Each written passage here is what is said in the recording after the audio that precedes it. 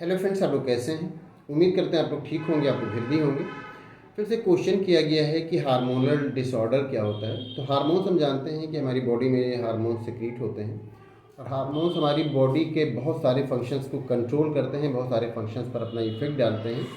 तो हार्मोन हमारे लिए बहुत इंपॉर्टेंट होते हैं और हार्मोन कितने अमाउंट में सिक्रीट होगा ये भी बहुत इंपॉर्टेंट होता है। हार्मोन अगर कम सिक्रीट होता है तो वो भी हमारे लिए प्रॉब्लम क्रिएट करता है और अगर ज़्यादा सिक्रीट होगा तो भी हमारे लिए प्रॉब्लम क्रिएट कर सकता है। अगर कम सिक्रीट होता है तो उसको उसको हाइपो सिक्रीशन कहते हैं, ज़्यादा सिक्रीट हो जाता है तो हाइपर सिक्रीशन होता है। आप बहुत आसान सा अगर एग्जाम्पल लें तो आप ग्रोथ हार्मोन जो होता है वो बच्चों में अगर उसका सिक्रीशन कम होगा तो फिर उसकी लंबाई बढ़ेगी नहीं और वो बच्चा बौना हो जाएगा।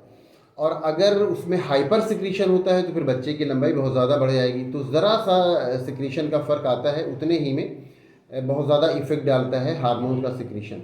एक तो अब ये हाइपर सिक्रीशन हाइपो सिक्रीशन दोनों ही इफेक्ट डालता है। या आप एग्जाम्पल ले लें, जो इंसुलिन होता है आप जानते हैं उससे डायबिटिक हो जाता है पेशेंट। अगर इंसुलिन का सिक्रीशन ठीक से नहीं हो पाता है तो फिर उससे जो पेशेंट है वो डायबिटिक हो जाता है। मतलब ये कि उसके ब्लड में शुगर का लेवल बढ़ जाता है।